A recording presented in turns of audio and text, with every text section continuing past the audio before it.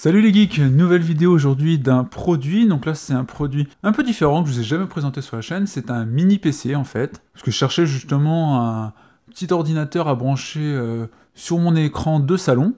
Donc voilà, donc après plusieurs recherches sur Amazon, je suis tombé sur ce produit là. D'ailleurs je vous mettrai le lien en barre de description justement si vous êtes intéressé par le produit. Donc on va faire le tour du packaging, l'unboxing bien évidemment, et après un test pour voir si ça correspond à ce que je souhaite. Donc au niveau de la marque, c'est Minix. Leur slogan c'est Next Generation Computing. Donc là on voit que c'est le modèle Neo N42C4. Donc c'est un Intel Pentium, donc mini PC, avec Windows 10 Pro en 64 bits qui est installé.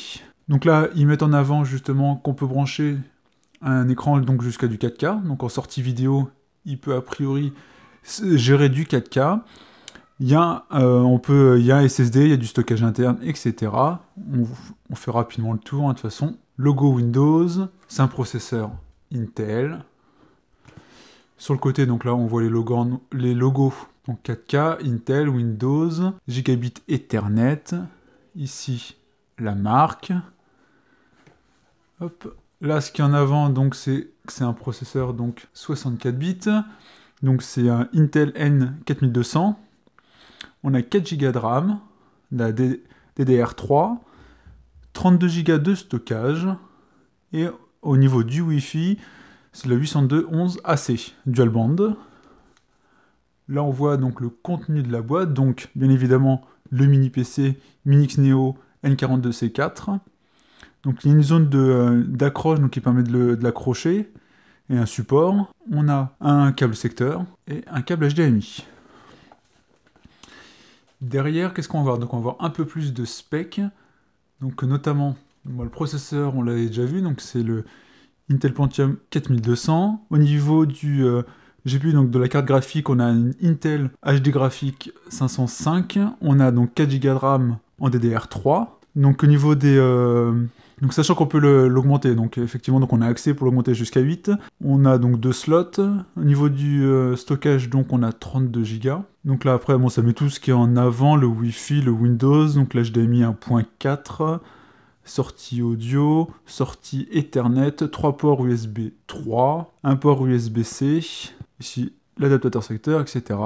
Voilà, je vous laisse voir un peu si vous voulez voir les descriptions.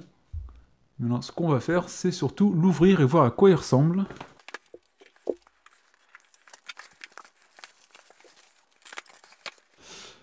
Alors, on se retrouve directement donc sur le mini PC. On le verra plus en détail après, de toute façon on va voir le reste. Après, dedans, qu'est-ce qu'on a? On va regarder tout ce qu'il y a. On a une brochure sur les différents modèles qui peuvent exister donc, dans la marque. Quand même pas mal de modèles, hein, vous pouvez voir. Bon, ça va aller. Ici, on a donc la notice donc, du modèle en question qu'on peut avoir. Notre câble HDMI. Notre bloc secteur avec, vous pouvez voir les différents embouts, donc fiche européenne, enfin française, on a anglaise, chinoise. On a le support pour mettre l'ordinateur. Et ici, donc ici on a quelques petits patins à mettre certainement en dessous. Ici une fiche, alors mémoire c'est pour justement de l'audio câble optique. Et on a quelques vis. Donc, voilà pour la boîte. Maintenant, on va regarder ce qui nous intéresse. Le mini PC. Alors déjà, plutôt sympa, donc effet mat, avec ici en embossé la marque, donc Minix. On est sur quelque chose donc de noir mat. On a une LED ici. Ici, sur le côté, on a donc le bouton d'allumage, 3 ports USB 3. L'autre côté, on a... Alors là, il y a l'air d'avoir une petite icône justement, donc c'est... Je pense que c'est là qu'on l'intègre si on va faire un reset. Et là, il y a un trou, je sais pas à quoi il sert. Peut-être aération. Et derrière, on a ici l'entrée pour secteur, la RJ45 pour le réseau. Ici, c'est peut-être une entrée donc vidéo. Ici, HDMI. Ici, l'USB type C. Ici, casque audio. En dessous, donc on a un logo Windows, la marque. Ici, quelques informations légales. Et numéro de série. Bon, alors, je sais pas ce que vous en pensez, moi je le trouve plutôt propre et ultra compact. Hein. Si on sait ce que chercher, on va regarder le petit support. on se retrouve encore avec un petit sachet de vis. Donc voilà, en fait ce que ça vous permet justement de l'accrocher, notamment donc aux accroches qu'on a derrière les télés. On a les 4 trous comme ça vous le mettez comme ça, et hop, vous avez accès à tout, vous pouvez l'allumer, etc. Voilà, ça, vous avez les vis justement pour l'accrocher, et voilà. Et ça permet aussi de garder une certaine aération, vous pouvez voir. Donc, ils ont pensé à laisser justement du vide ici, vous pouvez voir à travers, pour faire de l'aération, donc ce qui est plutôt bien. Ça fait toujours quelque chose de petit, hein. C'est quand même quelque chose de très compact. Je vous refais un tour comme ça vous pouvez tout revoir. Donc en tout cas, plutôt sympa déjà à la première vue comme ça. Après pour l'utiliser, donc moi je vais le brancher bien évidemment, après vous pouvez utiliser un clavier filaire, il est pour USB, ou un clavier Bluetooth, en tout cas c'est ce que je vais essayer de brancher. Je vous ai présenté ce clavier là il y a quelques temps, donc il est ultra compact et pratique je trouve. Je trouve que ça irait très bien justement avec ça, donc je vais espérer que ça va fonctionner. D'ailleurs j'ai pas vu de mention sur le Bluetooth, si. C'est bien marqué, donc je l'avais passé rapidement. On est bien sur ici du Bluetooth 4.1. Ça m'aurait paru bizarre qu'il n'y ait pas. Donc voilà, l'idée c'est que je puisse brancher ce clavier-là. Ça peut être quand même ultra pratique avec cet ordinateur-là. Donc ce que je vous propose, c'est que je vais le brancher sur ma télé. Et puis on se retrouve justement pour voir ce que ça donne. Je pense que j'aurais fait le premier lancement donc, de Windows, hein, parce que je pense que vous n'avez pas d'intérêt de voir le lancement d'un Windows 10 classique. Mais voilà, l'idée après c'est de voir ce que ça donne et voir si ça répond aux besoins et si c'est assez rapide. A tout de suite. Alors voilà, donc là on se retrouve donc sur mon écran de salon, donc avec l'ordinateur Minix ici, donc le Neo N42C4 d'installer, donc je l'ai installé. Alors, vous pouvez pas le voir, mais il est juste en bas, là, il est juste en dessous, donc il est vraiment tout petit, hein, comme vous l'avez vu juste avant. Donc j'ai installé, pour être totalement franc, donc on est un jour après le début de la vidéo, parce que j'ai installé le boîtier, j'ai installé donc Windows. Donc de base, pour vous donner une vision, tout était en anglais. De toute façon, vous avez pu voir hein, sur le packaging, tout était marqué en anglais. Bon, effectivement, donc le Windows de base est en anglais. Mais après, de toute façon, vous pouvez mettre le package français. Donc je vous avais indiqué aussi que je voulais installer ce clavier ici, donc que j'avais déjà testé auparavant. Mais en fait, c'était pas ultra pratique au niveau du trackpad. Donc j'ai décidé au final de passer sur un clavier classique et une souris que j'avais Bluetooth. Donc j'ai tout mis en Bluetooth. Et puis voilà, donc là l'idée c'est que on va se loguer, je vais vous montrer vite fait le Windows, et puis voilà, on va voir ce que ça donne. Alors, donc là, comme vous pouvez le voir, on se retrouve donc sur l'interface de Windows, un classique, donc ma souris qui fonctionne, etc. Donc on est sur un Windows, je vous ai dit que j'ai installé le package de langue, et donc tout est en français maintenant. Donc il n'y a pas de problème, vous pouvez le faire, même si l'OS est en anglais au début, donc il faut juste savoir connaître quelques mots d'anglais en tout cas pour faire l'installation, parce qu'au début, bien évidemment, tout est en anglais, on ne peut pas mettre le package de langue dès le début, mais c'est pas sorcier quand même, hein, c'est souvent du next, next, next. Hein. Au pire, vous pouvez faire le paramétrage après. Et si vous connaissez un petit peu Windows, a priori, vous n'aurez pas de problème. Donc voilà, on est sur un Windows donc, professionnel, 64 bits. Donc là, je vais vous montrer. Donc ici, au niveau des informations système.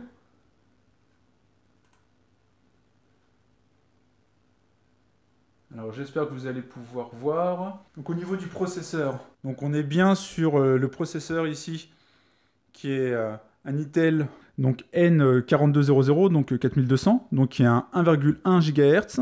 On a ici 4 Go de RAM extensible à 8 Go. Donc on a un processeur ici qui est 64 bits.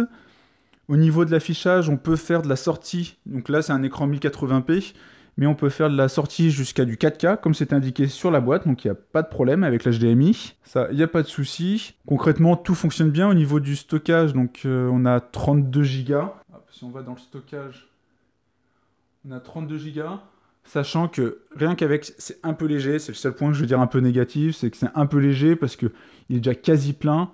Là, concrètement, je n'ai pas installé grand-chose et vous pouvez voir qu'il est quasi plein. J'ai 27 Go sur 29 de disponibles parce qu'on n'a jamais les 32 de base. Mais sinon, concrètement, ça fonctionne. Enfin, et voilà, c'est juste le seul point. 64 Go de mémoire, ça aurait pu être mieux. Mais normalement, ce que j'ai pu voir, on peut étendre la mémoire. Donc ça, il n'y a pas de problème. On peut étendre la mémoire et après, on peut mettre un disque dur externe, etc. Donc là, ce qu'on va faire, si vous proposez, on va aller voir une petite vidéo YouTube pour voir si ça fonctionne bien. Voilà, de toute façon, je passerai pas des heures sur Windows, qu'après c'est un Windows, concrètement ça fonctionne bien, c'est ultra fluide. Franchement, j'ai pas J'ai pas eu de problème personnellement, en tout cas, pour moi ça fonctionne quoi. Ça permet de faire de la bureautique, du multimédia. En tout cas, vous aurez absolument tout ce qu'il vous faut pour faire du quotidien, du multimédia, aller voir des vidéos, etc. Il n'y a vraiment pas de problème. Donc là, on va aller voir par exemple la dernière vidéo que j'ai sortie. Donc une vidéo d'un smartphone low cost. Et on va voir ce que ça donne.